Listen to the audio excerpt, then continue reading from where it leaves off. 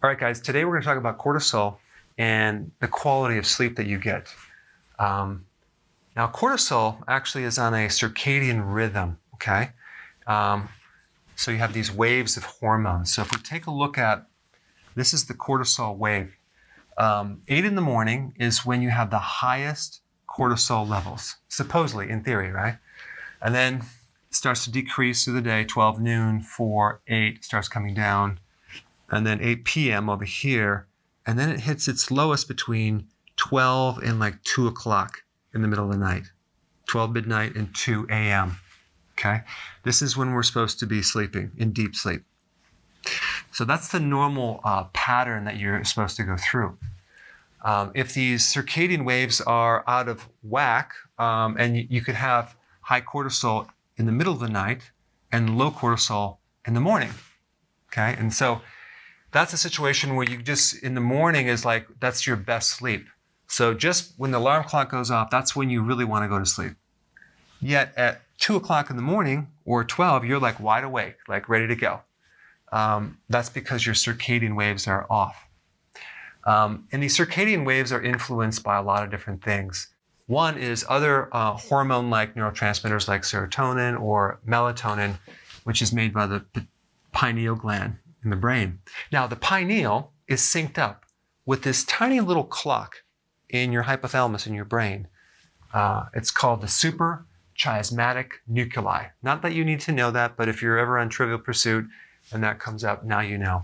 So this gland that triggers melatonin, which helps you go to sleep, is triggered by darkness. Okay, so no lights. So ideally, before you go to bed, you should have lower lights, right? You shouldn't have bright lights in your eyes because it goes right to the eyes and then it triggers this cascade of hormones. And then in the morning when you wake up, you're supposed to have light that wakes you up. The sun comes up, the light wakes you up. But because we're in rooms that are lighted all day long until we go to sleep, it can throw things off as well. And the ideal time to go to bed would be roughly 10:30-ish. You know, you can go a little bit earlier, a little bit later. Now you also have other waves going on that are not directly related to cortisol, but you're like your sleep waves. You go through 4 90-minute sleep cycles, okay? And you go from a superficial sleep, which is the REM sleep, to the deeper sleep, which is called the delta. There's actually 4 levels there. And it's all synced with the amount of light and darkness that your eye is exposed to. So I personally go to bed at around 10:30, and let's see, 11:30, 12:30, 1:30, 2:30, 3:30, 4:30, 5:30. So I'll wake up about 5 o'clock. So I'll get 6.5 hours, and I am good with that. I don't really need anything else. In fact, in the morning, at 5 o'clock in the morning, I can't sleep in. I am totally awake, and I'm ready to go.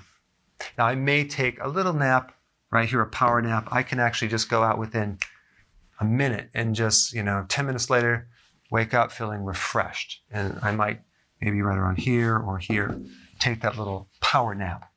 But I found that when you do intermittent fasting, the need for sleep goes down. You don't need as much sleep. So there's certain things that can really mess up your cortisol, okay? Physical stress, trauma, surgeries, emotional stress, losses. So chronic, sustained stress over a long period of time can really mess up cortisol. Too much caffeine. In college, I drank pots of coffee, okay, to stay awake. Eventually, my adrenals start going downhill. We have sugar. That can create all sorts of blood sugar problems, insulin resistance. And what happens, too, if you have a blood sugar problem is that when you go to bed at night, you might wake up because of a hypoglycemic reaction. When the blood sugars go down, okay, because in this situation, when you have blood sugar issues, you can't go for a long period of time without eating. So normally you're eating like every hour and a half or maybe every 2 hours because you're always hungry or snacking. But when you go to bed, let's say you're going to bed at 10:30, you're not going to potentially eat for another 7 hours, right? Well, what happens with blood sugar problems is you end up with a hypoglycemia in the middle of the night. And you have counter hormones that counter this drop in blood sugar. They're called counter-regulating hormones. The big one is adrenaline.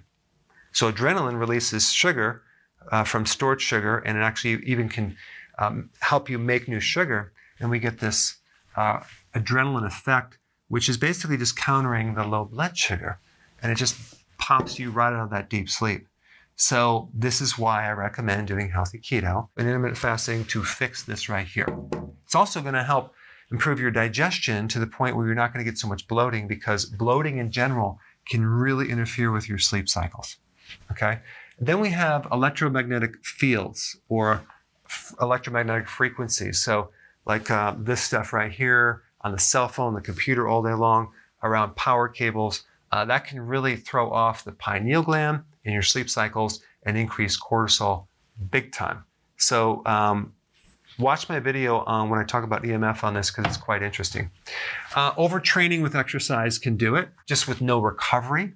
I've had people exercise too much and their pulse rate's so high, they can't seem to get it down. So the pulse rate in general keeps them from getting into a deep sleep.